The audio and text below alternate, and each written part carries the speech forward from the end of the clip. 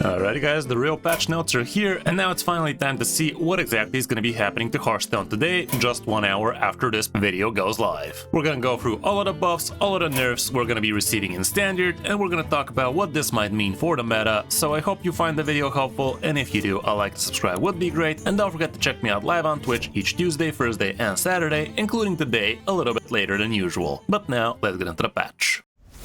You are not prepared!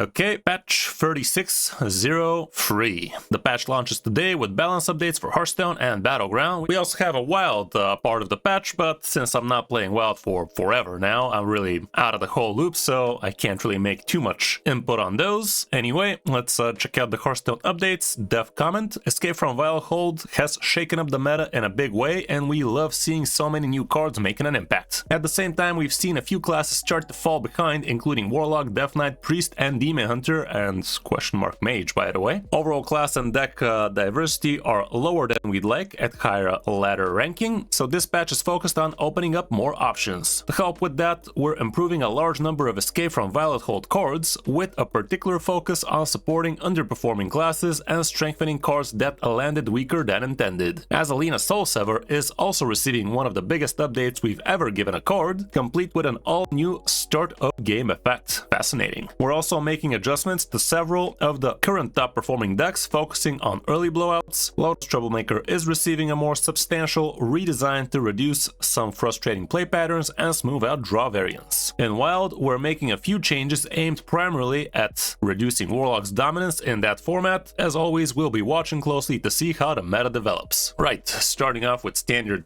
balance changes, we have Vanessa the Ringleader from 6 mana 4/4 goes up to a 7 mana 4/3. Okay, I didn't expect them touching the stats, and I think this is actually good. Like, I did predict this probably going either to 7 or to 8, but 7 definitely felt like way too small a nerf, but with the added reduced health, that actually kind of makes sense, so she's actually easier to handle. Dev comment here: Vanessa was one of the strongest enablers in Rogue and was creating powerful early snowballs too consistently. This change slows her down and makes these swing turns easier to answer. Makes sense. Here's what she's gonna look like, and yeah, this definitely is going to be a step in the right direction, slowing down this Vanessa turn with a turn, or just reducing the amount of mana you're going to be having to work with. Definitely should be a step in the right direction, and the reduced health definitely helps you actually handle her if you get lucky and actually get yourself a taunt to put in front of Vanessa. That's going to be a pretty easy way of actually sticking for extra turns, but with reducing her health down to 3, that is definitely a threshold most people can actually handle. As for Blazing Invocation, discover a Battlecry minion, it costs 1 less, is now going to turn into just discover a Battlecry minion. We have seen so many cards like this before taking this treatment. They basically remove the discount, and this definitely should be, again, not a bad thing for the meta, I'd say. Being able to play a 3-drop or a 4-drop as soon as turn 1 definitely was absolutely busted, and with the removed discount, this should be a very good, healthy change for the game, I'd say. Dev comment here: Blazing Invocation was accelerating some of Shaman's strongest plays too efficiently. Removing the discount slows down these turns while preserving the card's core identity, and I think I agree with this change as well. Is that gonna be enough for Mug Shaman to be left in check? We're about to find out. Personally, I do believe it's still gonna be hella strong. Warp Tooth also took a nerf here, and now it's gonna take 4 friendly characters to actually take damage on one of your turns. Dev comment here: Warp Tooth was hitting the battlefield too easily and creating explosive damage turns. Requiring an additional setup should give opponents more time to actually respond. And yeah, this card definitely is a little bit too powerful for what it is. Being able to actually fish it out from your deck is especially impactful. I just wonder if they're ever gonna change the text or the effect. Like, do you actually need to be damaging 4 different friendly characters in a turn, or was it indeed a bug that you couldn't damage the same character over and over again for it to actually trigger? I actually at this point think it's working as intended, but definitely could have worded it better, that's for sure. But yeah, with this change, I do believe this card is gonna be not as present in all warrior decks. I think Egg Warrior is gonna definitely drop it. Logash Warrior players still probably could handle it, even though they're probably gonna have to make a few changes, maybe add the 0-6 taunts and such. But for the most part, I think Dragon Warrior is still gonna be more than happy to run it. And moving now to the Lotus Troublemaker, this card is only gonna be dealing 1 damage to a random enemy per shot instead of the 2 damage, so that is a absolutely huge nerf to the card indeed, but one I definitely believe is warranted. Like, this guy single-handedly closing out games. I don't think that's how this deck was meant to play out. Like, being able to OTK people as soon as turn 7, absolutely insane. Let's not forget, you no longer get to actually amp this card up with the Health Warlock, so that is actually an extra nerf. And with Vanessa getting slapped, I think Rogue might be in a little bit of trouble here. I don't think Troublemaker Rogue is going to be that OP anymore, that's for sure. Def comment here, Lotus Troublemaker is a key piece in the new 2-cost Rogue. Its overall power level looks about right, but the difference between drawing it early and drawing it late can cause extreme gaps in the power, leading to frustration for both players. This change keeps this card powerful while smoothing out that draw variance. Honestly, I have no idea how this change affects that draw variance, but sure, I guess those are words. But yeah, all around this card being a little bit less powerful and not actually OTK people, I think would be a good change, and it should make the card feel a bit healthier. Scrolling down further, the last nerf would be Confront the Tol'Vir, and this card is getting the second nerf in its lifetime. It used to cost 3, then it got 4, and now it's gonna be a 5 drop, which still is gonna make it super strong, I'd say. And some people are saying that this card is actually gonna be good in Odd Hunter again in Wild. Has that even ever been good? I'm so out of it, it's not even funny. But yeah, Confront the Tol'Vir sitting at 5 mana should make it a little bit less flexible for them to actually keep on pumping it while playing it. To be fair, things like Tripwire Face Hunter definitely don't look to be playing this card before turn 5 or 6, but this being the only card you get to play on turn 5 definitely should be a good hit. Of course, all of these cards will be eligible for the full dust refund for the full weeks following patch 3603, and as I've always told you, as long as you're not playing with these cards literally right now, you might as well disenchant them, get their full dust refund back, and use that dust for something more important. Alas, Vanessa is a card we all got for free, and those are undisenchantable cards, so for most people, Vanessa is not really going to bring any dust here, but at least things like Warp Tooth are going to give you full dust refunds, and also Confront the Tol'Vir is a nice little epic you can get yourself a lot of dust for. But let's not pretend this card is still not going to be an absolute menace, so if you're planning on playing Hunter, might as well just hold on to it, I'd say. Blazing Invocation is a card we have for free, so it was just a rare anyway, so there's that. But yeah, for the most part, might as well get yourself some dust. Moving down to the buffs,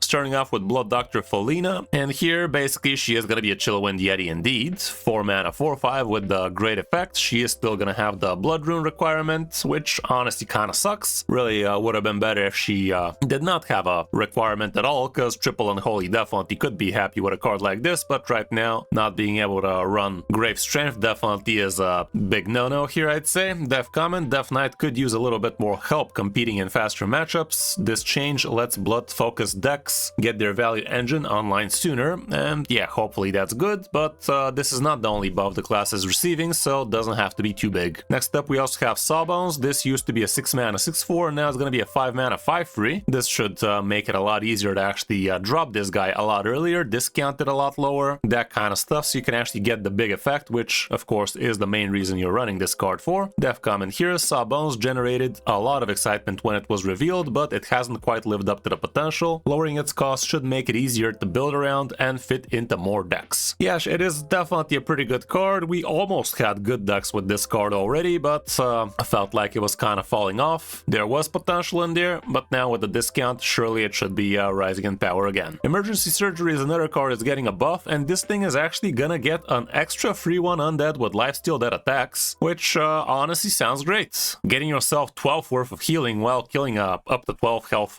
minion could be pretty huge. You could be using it just for the sake of board pressure as well on a small minion, get yourself free ones or something like that. It's still gonna be a Blood and Unholy cards, and this might actually be good for Herald Death Knight finally, because that deck definitely does need a little bit more support for it to actually start feeling good. Definitely kind of excited about this one, might give it a check today. We also have the Living Plague, used to cost 7 mana 7/7, now it's gonna be a 6 mana 8/8. That's actually kind of cool, might actually start feeling somewhat okay. It's still not dealing damage, instead of damaging is just shuffling crap, but at least it's gonna have a lot more stats in here. It's shuffling an extra plague in here, and it's also a lot cheaper, so with all of those things combined, just maybe it might actually actually be worth it. Death comment, the Living Plague wasn't making enough on impact for a late game payoff. This buff gives Death Knight another powerful threat to build towards too. Yeah, that's something. I'm not sure if an entire archetype is gonna come out of this card alone. We do have other Plague cards as well, but yeah, it's definitely making the card feel a lot better, that's for sure. Moving down to the Warlock stuff, Annihilation used to cost 9 mana, now it's gonna be 8. And here, Annihilation often arrived a turn too late to swing the game. Reducing its cost should make it a more reliable comeback tool. It's basically like a Twisting Nether, but it does have an added upside of actually putting demons from the bottom 3 cards of your deck, which definitely sounds good. And maybe finally Godfrey Warlock is gonna start feeling decent. Morag used to cost 10, now it's gonna cost 9. Personally, I don't believe this is a big enough buff. I really would have wished to see something like Rush or Taunt on it, but for now, just -1. It's something, but it's still basically just a bunch of mana do nothing cards, so I don't know. Personally, feels like they could have done a little bit better. Maybe even dropping it down to 8 wouldn't have been that big a deal. Without the Rush or Taunt, still feels kinda meh. Morag was taking a little bit too long to come online. This change helps Warlocks start executing their game plan earlier without dramatically changing the card's power level. Honestly, I doubt it, but we'll see. We also have the Imp Gang Stooge here. Used to put a 9/9 demon with Taunt and Lifesteal up at the bottom of your deck, but now instead he's gonna be putting 2 8/8 demons with Taunt and Lifesteal on the bottom of your deck. That's actually kinda insane, especially comboed off with the discounted Annihilation. This way guaranteeing yourself a couple of big demons at the bottom that actually do something, unlike this shit. Definitely sounds like a very good step in the right direction. Having both Taunt and Lifesteal and being chunky and at the bottom of the deck definitely sounds great. I was expecting this guy to go down to a 2 mana 2/4, but this honestly is the better buff for this card. I think he should be seeing a lot more play now. That's about it for Warlocks. Now let's check out what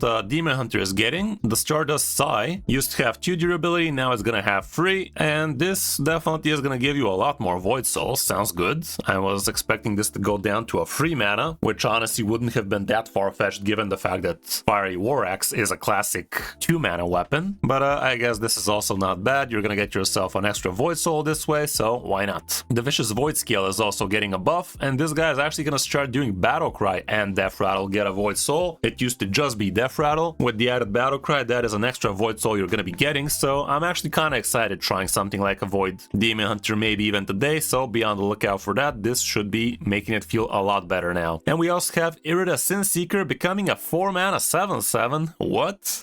That's kinda insane. Like the effect, the lifesteal on it, and everything in between definitely sounds like a pretty busted card. Like 4 mana 7/7 overload for 2 used to be OP, and now we get this thing. Honestly, feels like Void Demon Hunter is actually gonna be on the menu now, so looking forward to giving that a check for sure. And that's not all the buffs. We also get to see Trestaff, the Soul Parasite. Used to be a 1/1, now he's gonna be a 3/3. Personally, I would have preferred if he was dropped down to a 5 mana, but I guess giving him a little bit of stats definitely is not a bad idea as well. Play this guy, throw a few Void Stones at him, and suddenly he becomes very, very solid. Looking forward to see how that one goes, that's for sure. We can also see Azalina Soul Reaver, and she is gonna be the new Renafall of the expansion, guys. Your starting health is gonna be 40. Death comment, this change gives slower priest decks more breathing room and creates a compelling build around payoff for players who enjoy longer games. Sounds interesting. It's still probably gonna feel kinda dog water depending on the opponent you're gonna be facing, but let's not forget we're also getting quite a few other buffs for the priest class, so maybe it's gonna start making sense. Let's keep on scrolling. Care of the Broken is gonna have Taunt. That's actually great. This is the type of buffs I actually do enjoy for cards like these. Like Morak could have been like this, but no, had to be a freaking -1 mana. Care of the Broken having a Taunt definitely sounds great. Getting yourself 3 1/1 copies of random legendaries could be pretty impactful indeed, because a lot of those actually do have quite a big effect, but of course a lot of times they can also just absolutely whiff. But here's the hope. This should be a good change for priest, I do believe. And we also have the Enthralled Shade becoming a 2-drop 3/2 instead of a 3 mana 4/3, and this combined with the extra 10 health Azalina's gonna be giving definitely might actually look like a playable deck now, even though it still is gonna be an absolute RNG fiesta. I don't know, it's still gonna be feeling like a whiz-bang deck if you ask me, but we will see how that one goes. Moving down to the warrior buff, we have Rampaging Hound. It used to be a 3/12, now it's gonna be a 4/12, and honestly I don't think that changes absolutely anything. I still doubt we're gonna be seeing much of this guy at all, even though the card actually does sound like it's strong. Right now I don't think there's a great warrior deck to be actually placing this guy in. Maybe if he was a dragon, just maybe, but even then probably not. And the last buff we're getting would be the Sewer Swimmer. He used to be a 5 mana 5/4, and now he's gonna be a 4 mana 4/3. He still has prep, and he's gonna be triggering a friendly minion's Death Rattle Rattle. So far, Death Rattle Hunter really hasn't been seeing anything, and I doubt this change alone is gonna change much of that, but I guess why not? I don't know. Feels weird. I don't expect anything to emerge because of this buff, but it's something, I guess. And that's really about it for the standard stuff. After that, we do have some wild changes. Godfrey is getting banned from wild. We also have Solarium going up 2 mana, and we have Elven Boar requiring 10 boars to actually die instead of only 7, because that was a little bit too consistent. And lastly, we do have the Swift Scale Trickster moving up from 4 mana all the way up to 6. Didn't this card used to be 6 mana back in the day? Maybe. But yeah, that is gonna be the changes for wild, but I really don't have much input on those things. Anyway, what do I think about this patch? Looks like a good patch, don't get me wrong, but where the hell are the nerfs for Paladin? And where the hell are the buffs for Mage? Like, what the hell, Blizz? Are those classes just invisible to you right now? Seriously. Paladin, Witness Dormu has been way too oppressive for way too long, if you ask me, and bumping the card up to 6 mana, or maybe not getting the effect on himself for Dormu could have been a decent change, but I guess they really like the way Pally feels right now. What can I say? As for Mage, really feels like the Mage class is not receiving much love lately. Ley lines, I think at this point they just thrown the towel on them, and so far Mana Storm Mage has also been feeling pretty whatever, but maybe the new class sets or something is gonna give him support later on. Maybe that's why they're not touching it. I don't know, we're gonna have to wait and see, but definitely feels like Mage is left under the water for a little bit too long now. As for Rogue, definitely feels like it's gonna be going lower in power, that's for sure. For Warrior, Warp Tooth should be remaining a staple in Dragon Warrior, and Dragon Warriors should still remain at the top. Shaman should be taking a hit, but probably not more than 2% lower win rate, so it still should be remaining pretty top tier. And as for Hunter, I don't think much is gonna be changing for the class. Everything kind of remains the same. Maybe the win rate's gonna drop by 1% or half, something like that, but I don't expect any big changes here. As for the buffs, definitely excited to try some maybe Herald Death Knight, maybe some Corpse Death Knight, and Void Demon Hunter definitely sounds pretty cool. Demon Warlock might be an interesting thing to be trying today as well. Whereas Alina Priest, I'm still pretty much not sold, but Care of the Broken definitely could be fitting in nicely in things like Quest Priests and View Priests, that kind of stuff. As for the Warrior and Hunter buffs, I don't see much happening over there. So yeah guys, that's gonna be it for this patch notes. I hope this was helpful for you. I hope it helps you figure out what you want to be playing, and I really hope to see you live on Twitch right after the patch goes through. You can be sure I will also be going live. So drop a like, subscribe to the channel, and leave a comment if you guys think this patch was actually good. Thanks for watching guys, I'm Kris05, and I'll see you in my next video or stream.